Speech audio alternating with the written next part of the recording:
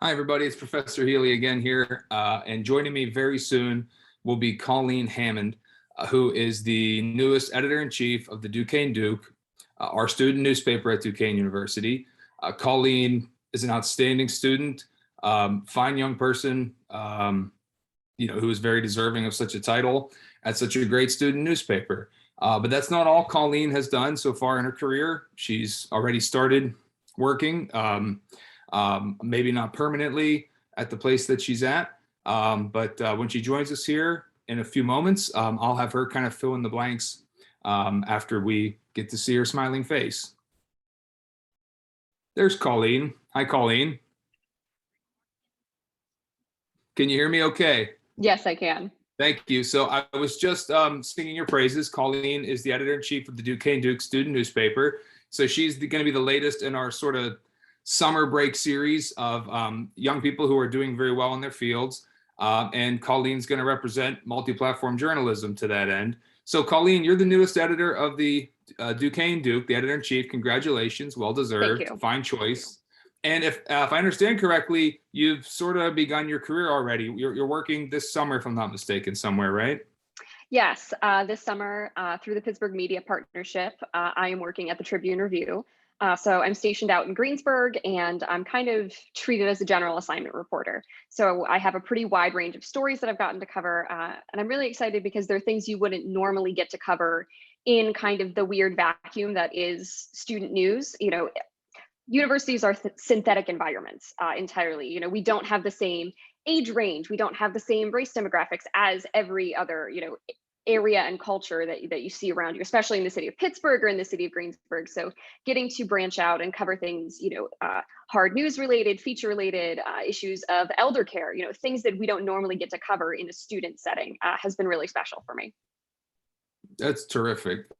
So I guess the crux of this really is to kind of explain to people who are looking to get that first job toward their career. Something that's outside of student media, although those, as you can attest, are very important to build your experience and portfolio. So we want to help those people along, especially, fellow Duquesne Dukes. So would you give any advice then as to a student or a recent alum who is trying to break through and get that, general assignment job that you got, or for that matter, trying to just start their career at the Duke and work their way up to editor-in-chief? What can you say if you put yourself in their shoes?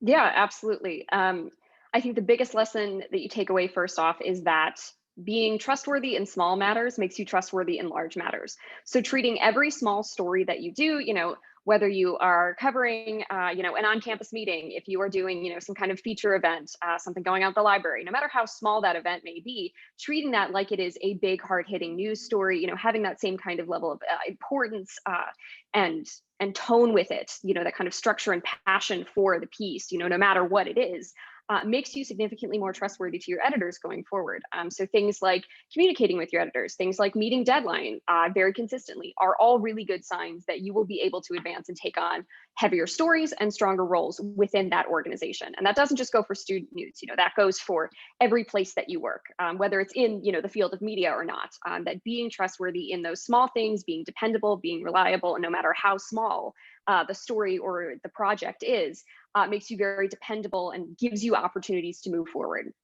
So for us at the Duke, usually, the first step that you have to kind of get over is being brave enough to write. I know that was a thing for me, especially when I started off as a freshman. It was that horrible fear of, oh God, what if I'm terrible at this? What if I suck? What if I'm horrible? What if I'm like the worst writer they've ever seen? I guarantee you, you're not. We have definitely seen way worse, and we have worked with way worse. And I will openly admit that I wrote some of the worst pieces that the editors had read.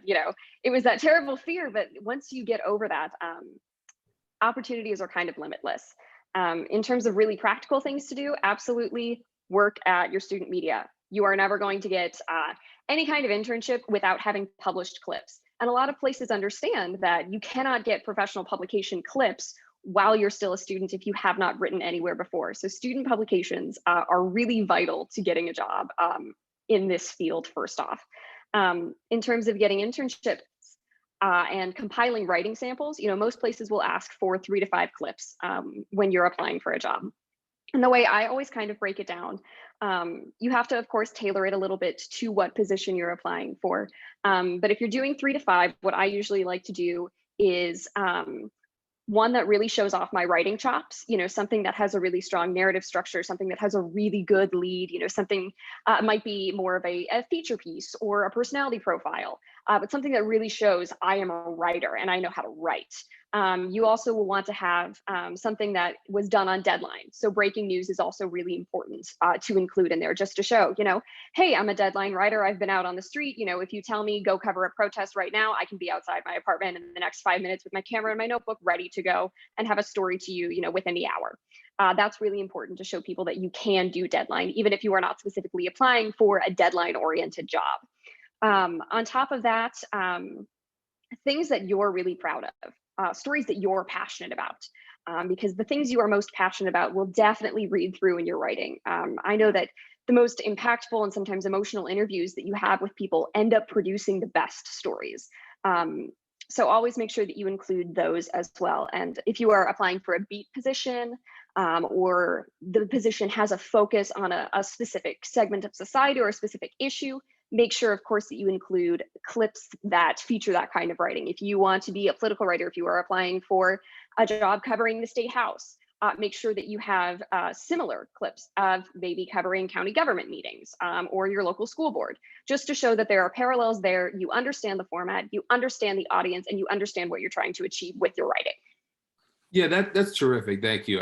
And I'll second all of that. So I'm glad to hear you say that. Thank you. So specifically then, you want to get this general assignment reporter's job at the Trib. For those who might not be fully aware, it's a local news organization, and you're going to school in Pittsburgh and you're writing for the Duke, and you're covering perhaps some of the same matters that they might cover, I guess, right? So especially in light of protests on or near campus, or things that are of interest to the general public that Duquesne had something to do with, or that happened at Duquesne. So did you take clips specifically? Could you name them that you used at the Duke that said to the Trib, look, I can do this kind of work? Sure. The biggest story that I've done is about the Danielle Brown case.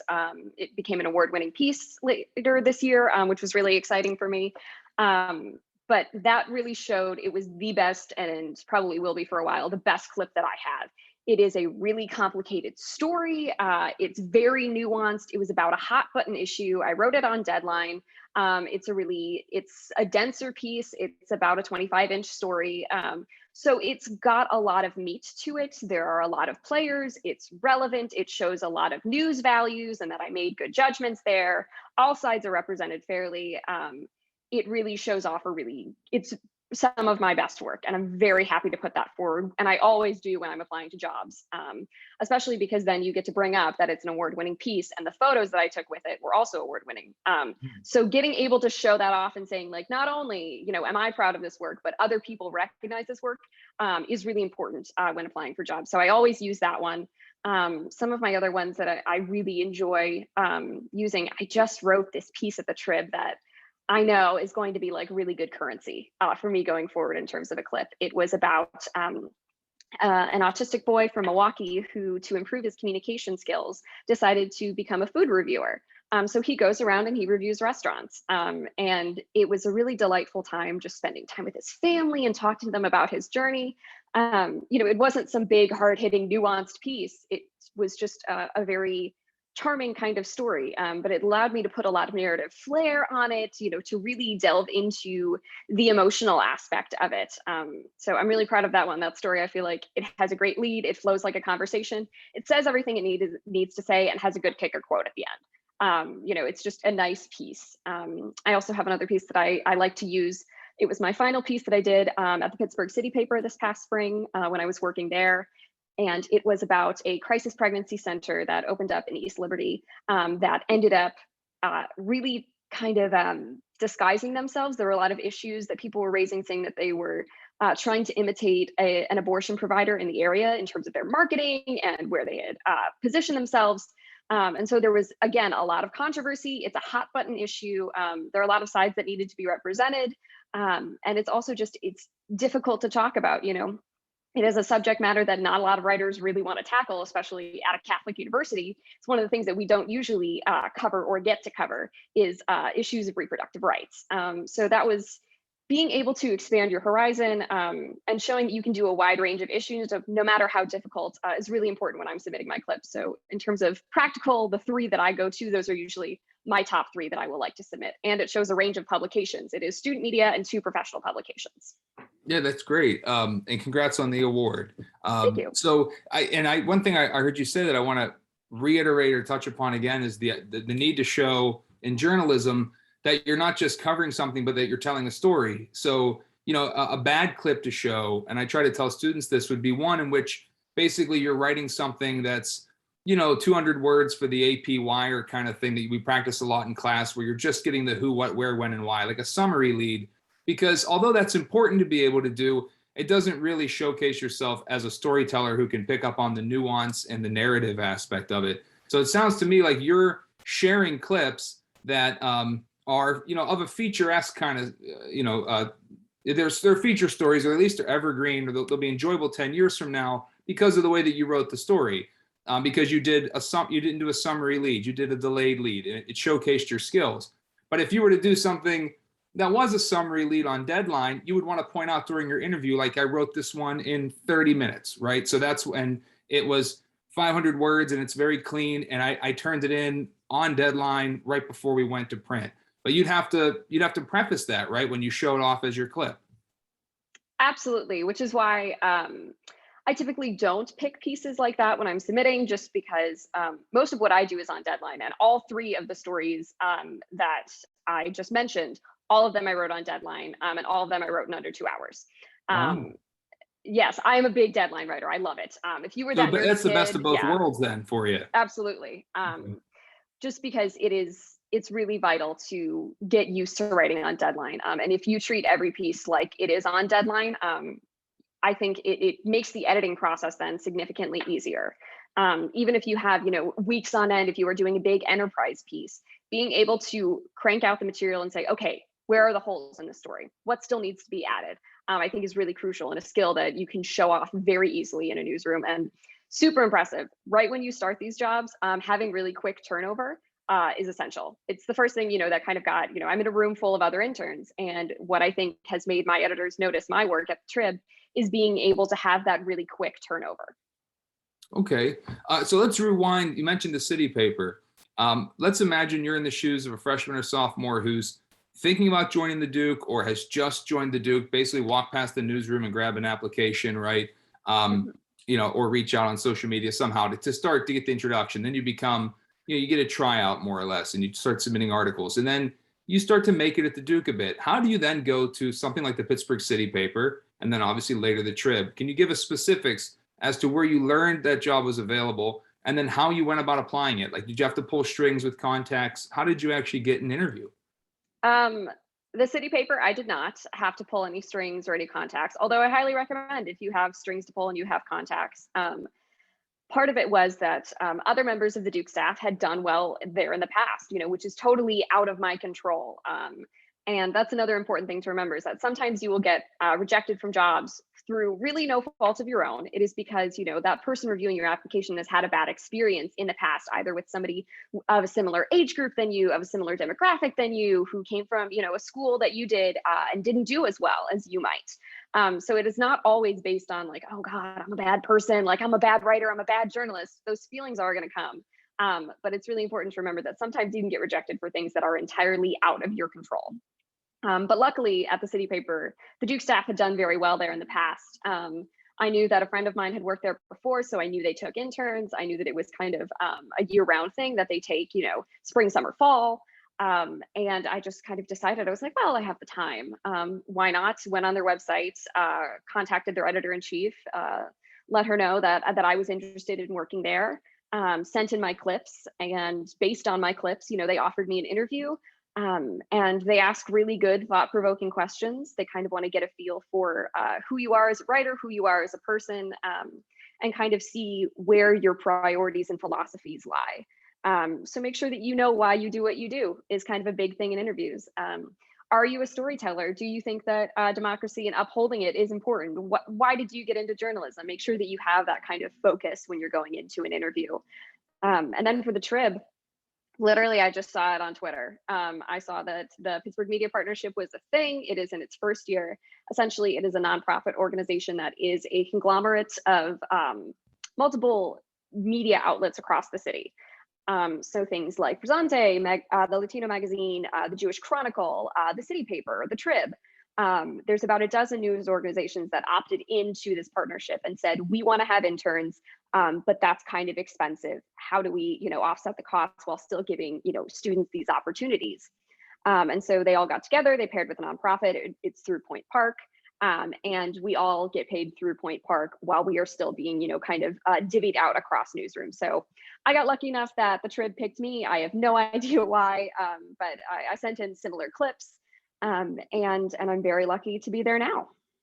Oh, that's great. All right, so that answers one of my big questions. And then my next is harvesting these clips and storing them somewhere, right? Is there a way that you can showcase them just in one click of a button? And we're definitely removed now from, mailing somebody a resume, a piece of paper, and then stuffed in there are Xerox copies of news clips. Right. That's probably not how you got the job. So then when you're showcasing these clips, do you direct them to a personal blog or something like that?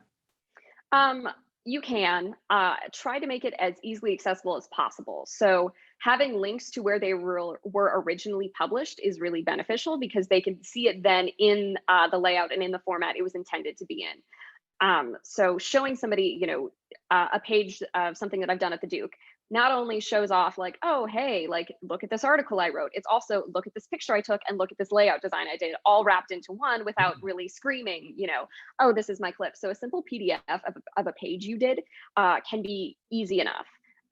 You can also, people like to just email links is a big thing that I do as well, like I said, to the original place where it was published.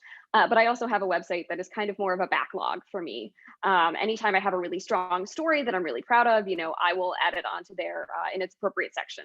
I sort my website primarily by section, so to say. So I have all of my breaking news, more feature pieces, arts and entertainment, sports stories, all of that is broken down across, almost like you would see on a standard news website. That's terrific. Okay, if I made you a co-host of this meeting, would you show us that page? I'm not gonna lie to you. I don't even know where my website is because I haven't updated it in so long, which is bad on me. That's okay. Would you show us like a clip, for example, that you would show to somebody if you're going for, let's say, your next job? Sure. No problem. Give me a sec. That's fine. Yeah, when you have it up and ready, you can share your screen. But I'm imagining it would be something as simple as maybe it's a PDF that you've been keeping for a couple of years that, okay, and you attach it to the email when you apply, I suppose. Absolutely. That is one way to go about it without a doubt. The other thing that I do is I keep kind of a running folder on my computer full of clippings that I really like. And I try to filter it out as much as possible. If there's one that's outdated or I'm not as crazy about it anymore. So a lot of like my editorial work, I don't keep in there anymore. It's just to kind of have a bigger variety.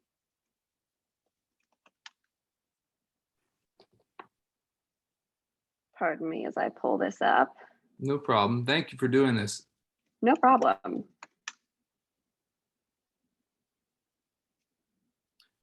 Something else while you're looking for this, maybe you can talk about, you mentioned photography and layout. So we're also, not only are we far removed from, sending Xerox copies of print, newspapers to people to show what we've done, but we're also pretty far removed from journalists only having to write the copy.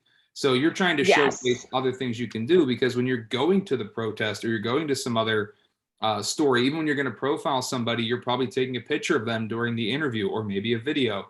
And then you're writing a cut line for that, and you're writing your own headlines. So how did you go about getting all of these skills, right? And we can see how you're showing them off here, obviously, in the proper context. But was that just classes you took, in photography, for example? What were some of your electives? It's a mix of everything. It is a mix of the coursework. I will be very honest, as great and strong as the coursework is, I've gotten a lot of compliments from editors that say it's very clear that my coursework is very strong. But it's so much more important to have that experiential learning tied to your coursework. you are never going to be a journalist. You're never going to be a writer if you just sit through journalism classes.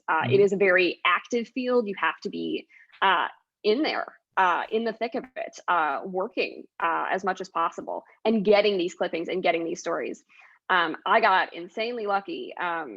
I snagged a camera from the newsroom right when lockdown hit. Like while I was packing up my desk, making sure, you know, I was like, okay, I got to get everything. Like I have to move back to Michigan, you know, at the drop of a hat. I stopped by the newsroom and I grabbed a camera and I was like, okay, let's figure out how to use a basic point and shoot. Like I had never really done photography before. It was not something I was super familiar with. There was very little to photograph in my sleepy Michigan town other than, you know, the ducks and the cows and the farm life around us. So I didn't get super good at it during lockdown, but the night I moved back to Pittsburgh last year for the school year, right after I said goodbye to my parents and I was like, all right, see you in a few months. Right outside my apartment down Fifth Avenue came this massive demonstration. And it was Danielle Brown pushing an empty casket down the street, and there were about 400 people following her. And it was almost like a New Orleans style funeral. And it was the absolute craziest thing that ever happened because I was not dressed to be covering a protest. You should always, you know, wear your boots, wear your jacket, have everything you need to prepare when you're going out for this kind of event. But I was like, all right, just running into the street, grabbed my camera, ran down there, hardly knew how to use it. The battery was almost dead. And I just was like, all right, it's now or never, and kind of weaved to the front of the crowd and took this picture that you see on the screen in front of you. And it really was just a bit of luck that this shot turned out so well. This is the award-winning shot. And it is Danielle Brown standing on Fifth Avenue, you know, right in front of basically that PNC Bank right at the corner of Fifth and Washington Place. And she is placing flowers on a symbolic empty casket right after. This was probably about 45 days into her hunger strike.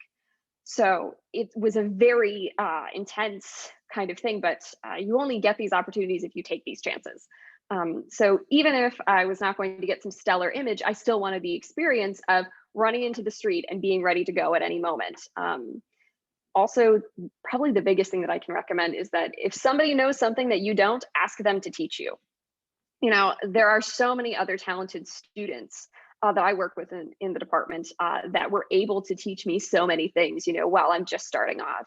There are so many, you know, great writers in the city, great editors who are really passionate about helping students. And all you have to do is ask. I ended up befriending Lucretia Wimbley, who is now the new president of the News Guild, simply because she spoke on a panel and I thought what she had to say was fabulous. And I wrote her an email saying, hey, I really liked what you said, you know, we should meet up sometime. And the two of us, you know, have developed a friendship over that.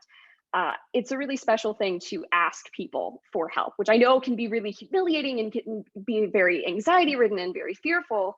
But it is the only way, really, I think, to advance and to get these opportunities and to develop a wider range of skills is by asking, hey, I don't know how to use InDesign very well. I'm really bad at layout.